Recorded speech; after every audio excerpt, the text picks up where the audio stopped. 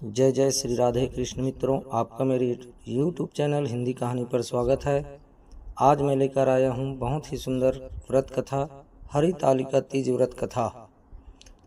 इससे पहले यदि आपने हमारे YouTube चैनल को सब्सक्राइब नहीं किए हैं तो सब्सक्राइब अवश्य करें, ताकि आपको अच्छे कथा कहानी प्राप्त हो सके। भगवान शिव ने कहा, हे गौरी, पर्वतराज हिमालय पर गंगा के तट पर तुमने अपनी बाल्यावस्था में अधोमुखी होकर घोर तप किया था। इस अवधि में तुमने अन्न ना खाकर केवल हवा का ही सेवन के साथ तुमने सूखे पत्ते चबाकर काटी थी। माघ की शीतलता में तुमने निरंतर जल में प्रवेश कर तप किया था। बैसाख की जला देने वाली गर्मी में पंचाग्नि से शरीर को तपाया। श्रावण की मूसलाधार वर्षा में खुले आसमान के नीचे बिना अन्न जल ग्रहण किए व्यतीत किया। तुम्हारी इस कष्टदायक तपस्या को देखकर तुम्हारे पिता बहुत दुखी और नाराज होते थे। तब एक दिन तुम्हारी तपस्या और पिता की नाराजगी को देखकर नारद जी तुम्हारे घर पधारे। तुम्हारे पिताजी द्वारा आने का कारण पूछने पर नारद जी बोले, हे गिरिराज, मैं भगवान विष्णु के भेजने पर यहाँ आया हूँ। आपकी कन्या की घोर तपस्या से प्रसन्न होकर वह उससे विवाह करना चाहते हैं। इस बारे में मैं आपकी राय जानना चाहता हूँ। नारद जी की बात सुनकर पर्वतराज अति प्रसन्नता के साथ बोले, श्रीमान, यदि स्वयं विष्णु जी मेरी कन्या का वरण करना चाहते हैं तो मुझे क्या आपत्ति हो सकती है। वे तो साक्षात ब्रह्मा है। यह तो हर पिता की इच्छा होती है कि उसकी पुत्री सुख संपदा से युक्त पति के घर की लक्ष्मी बने।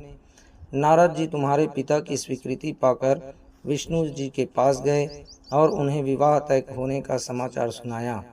परंतु जब तुम्हें इस विवाह के बारे में पता चला तो तुम्हारे दुख का ठिकाना न रहा। तुम्हें इस प्रकार से दुखी देखकर तुम्हारी एक सहेली ने तुम्हारे दुख का कारण पूछने पर तुमने बताया कि मैंने सच्चे मन से भगवान शिव का वर्ण किया है, किंतु मेरे पिता ने मेरा विवाह विष्णु जी के साथ तय कर दिया है। मैं विचित्र धर्म संकट में हूँ। अब मेरे पास प्राण त्याग देने के अलावा कोई और उपाय नहीं बचा। तुम्हारी सखी बहुत ही समझदार थी। उसने कहा, प्राण छोड़ने का यहाँ कारण ही क्या है। संकट के समय धैर्य से काम लेना चाहिए।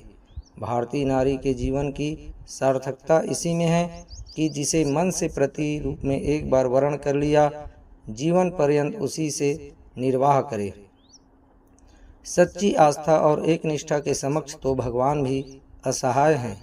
मैं तुम्हें घनघोर वन में ले चलती हूँ, जो साधना स्थल भी है और जहाँ तुम्हारे पिता तुम्हें खोज भी नहीं पाएंगे। मुझे पूर्ण विश्वास है कि ईश्वर अवश्य तुम्हारी सहायता करेंगे। तुमने ऐसा ही किया। तुम्हारे पिता तुम्हें घर में न पाकर बड़े चिंतित और दुखी हुए। वह सोचने लगे कि मैंने तो विष्णु जी से अपनी पुत्री का विवाह तय कर दिया है।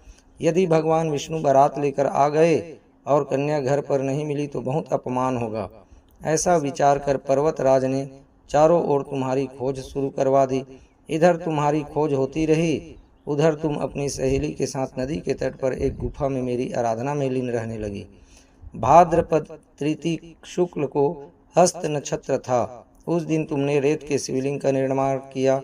रात भर मेरी स्तुति में गीत गाकर जागरण किया। तुम्हारी इस कठोर तपस्या के प्रभाव से मेरा आसन हिल उठा और मैं शीघ्र ही तुम्हारे पास पहुंचा और तुमसे वर मांगने को कहा। तब अपनी तपस्या के फलीभूत मुझे अपने समक्ष पाकर तुमने कहा, मैं आपको सच्चे मन से पति के रूप में वर्ण कर चुकी हूँ। यदि आप सचमुच मेरी तपस्या से प्रसन्न होकर यहाँ पधारे हैं तो मुझे अपनी अर्धांगिनी के रूप में स्वीकार कर लीजिए। तब तथास्तु कहकर मैं कैलाश पर्वत पर लौट गया।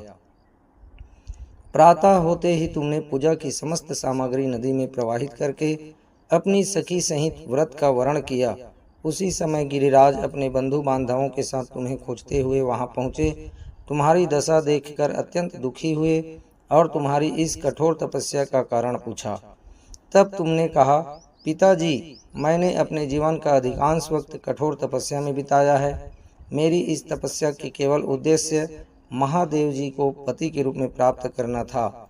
आज मैं अपनी तपस्या की कसौटी पर खरी उतर चुकी हूँ। चूंकि आप मेरा विवाह विष्णु जी से करने का निश्चय कर चुके थे, इसलिए मैं अपने आराध्य की तलाश में घर से चली गई। अब मैं आपके साथ घर इसी शर्त पर चलूंगी कि आप मेरा विवाह महादेव जी के साथ ही करेंगे। पर्वतराज ने तुम्हारी इच्छा स्वीकार कर ली और तुम्हें घर वापस ले गए।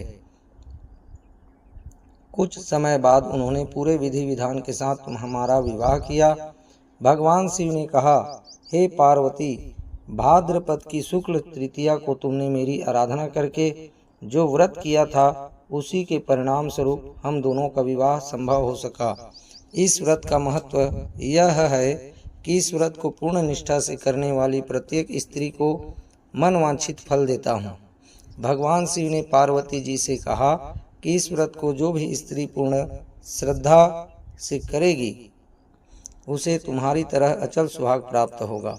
इस व्रत को हरितालिका इसलिए कहा जाता है क्योंकि पार्वती की सखी उन्हें पिता और प्रदेश से हर कर जंगल में ले गई थी।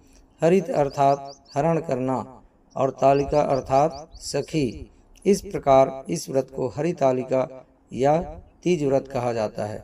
मित्रों, मुझे विश्वास है यह सुंदर कथा आपको अच्छी लगी तो ज़्यादा से ज़्यादा लाइक और शेयर अवश्य करें और इसी प्रकार की सुंदर कथा कहानियों के लिए आप मेरे YouTube चैनल हिंदी कहानी को सब्सक्राइब करें। हर हर महादेव।